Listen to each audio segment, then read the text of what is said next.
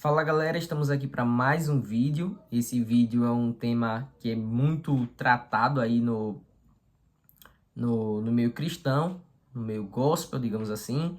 E é um tema que há muitos anos ele vem sendo discutido. Para algumas religiões, para algumas vertentes dentro do cristianismo, ele vai ser ponto até de salvação, que seria a guarda do dia do Senhor. Você guardar o dia do Senhor implica em uma maneira de você ser salvo.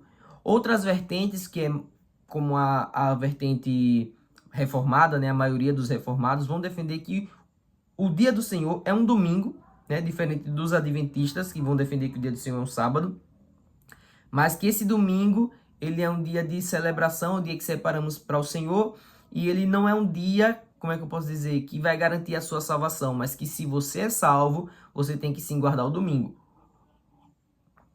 E como eu penso sobre esse assunto, eu queria tratar aqui com vocês a respeito desse tema, de forma assim, bem simples mesmo, e que a gente chegue a um denominador comum, certo? E eu não quero bater martelo nenhum nesse vídeo, mas tentar abrir os seus horizontes, a sua mente e tudo mais. Lembrando que esse canal é um canal de teologia, sim, mas ele não tem o intuito de te transformar em um acadêmico, tem o intuito apenas de expor a minha opinião. Então, se você não é inscrito no canal, considere essa possibilidade e me dê essa moral. Bom, tendo feito essa introdução e tendo dito que existem essas duas vertentes, eu quero propor uma terceira via. Eu queria propor uma tese de que hoje nós não descansamos mais em um dia literal. Nós descansamos hoje em uma pessoa. Mas antes de eu destrinchar aquilo que eu penso a respeito desse tema, é importante nós entendermos que Deus, ele deu várias leis para o povo, e são leis que estão expressas na Bíblia. E algumas dessas leis, elas caducaram. Outras, porém, não caducaram, estão vigentes até hoje. Por exemplo, existem três tipos de leis que foram dadas por Deus: a lei civil, a lei cerimonial e a lei moral, certo? A lei civil, ela tratava sobre a relação teocrática, a relação com o Estado, entre aspas, não tinha Estado formado, mas com a nação de Israel. Tratava sobre lei de propriedade, litígios e todas essas outras coisas, devido à relação teocrática, né? Deus era o rei, Deus era o soberano daquela nação, e existia um conjunto de regras que aquele povo precisava seguir para viver como nação, para viver como sociedade. Obviamente essas leis não existem mais porque essa relação ela também não existe. O Israel hoje ele tem um presidente, tem um primeiro-ministro, não é mais governado por Deus, né? Deus não dita as suas regras e o povo cumpre, né? Nós vivemos agora num contexto completamente diferente. Portanto, essas leis, elas caducaram, elas foram extintas. E nós temos também, em segundo lugar, a lei cerimonial. A lei cerimonial eram regras que tratavam da utilização do templo e do tabernáculo como adoração e rituais para o Senhor, digamos assim. Sacrifícios de animais, né? A pureza, né, do corpo, a pureza ali também do altar, oferendas e etc. Essas leis caducaram também, porque nós não temos mais um tabernáculo, nós não temos mais um templo, portanto, essas leis tornaram-se obsoletas. E um segundo ponto também, essas leis elas foram cumpridas em Cristo. Cristo é a realidade e essas leis eram sombras. Essas leis apontavam para alguém melhor que haveria de vir.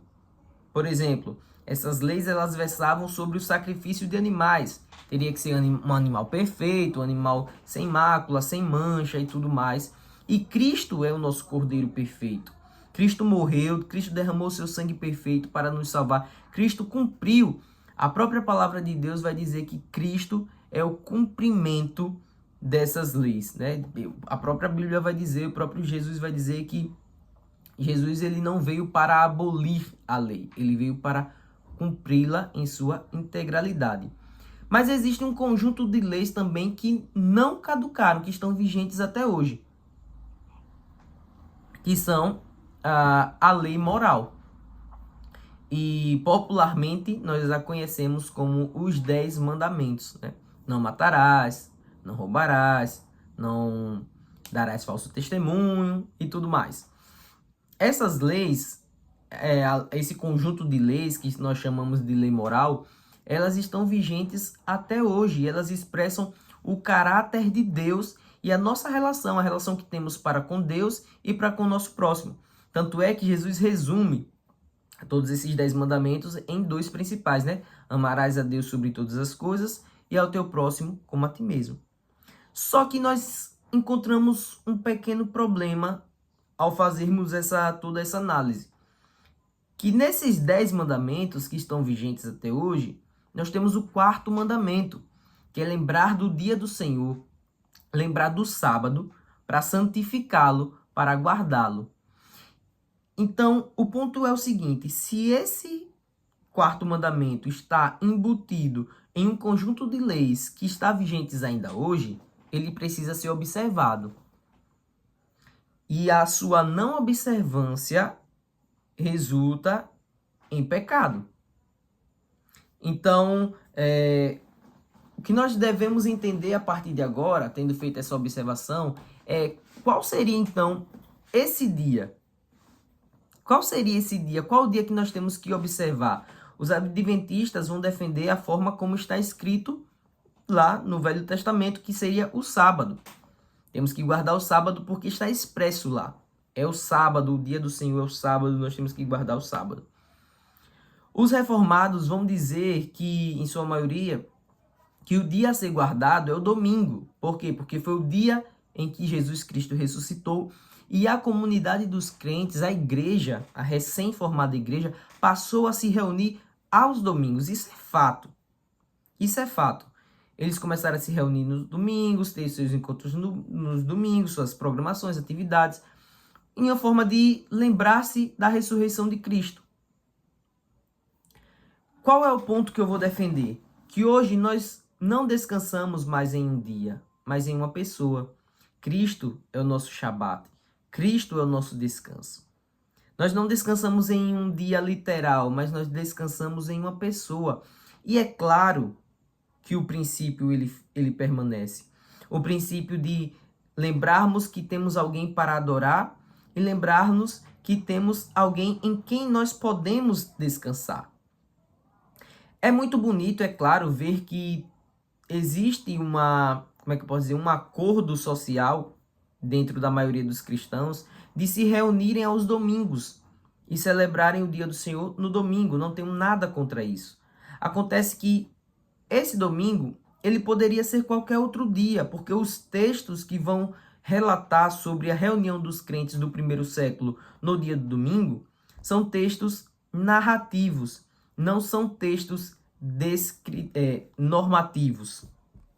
São textos que relatam a história de como aquilo aconteceu, mas não são textos que ditam regras para os nossos dias.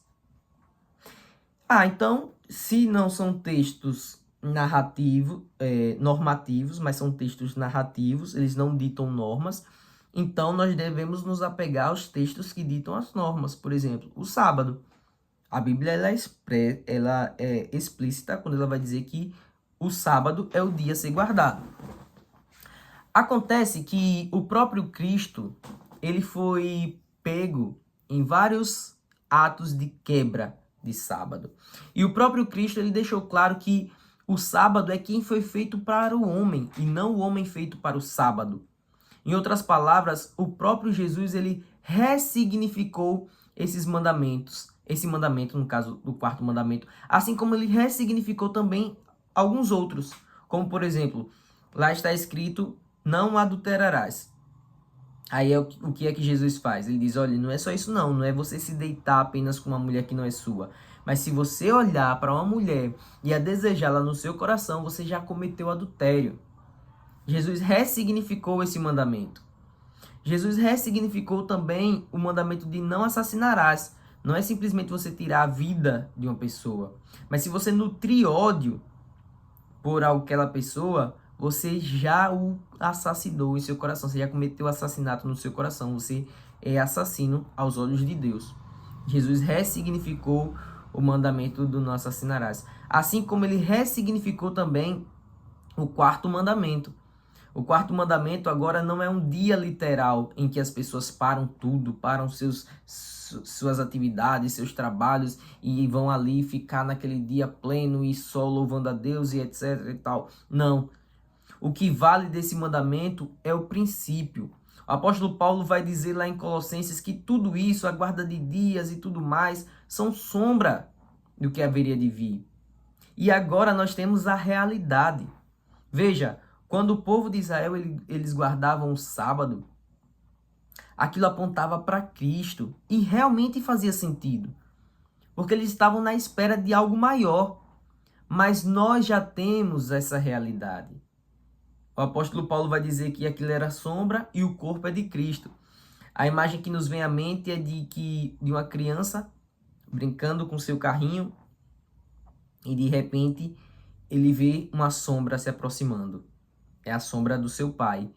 E o coração dessa criança, ele pulsa mais forte, mais forte, mais rápido, porque ela sabe que o pai está chegando e o pai vai brincar com ela, vai jogar ela para cima, vai rodopiar.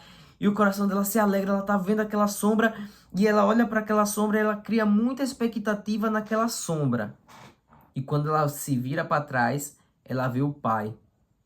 Está ali a realidade. E quando ela olha para aquela sombra, depois de ter visto o corpo, depois de ter visto a realidade, aquela sombra já não causa mais impacto algum.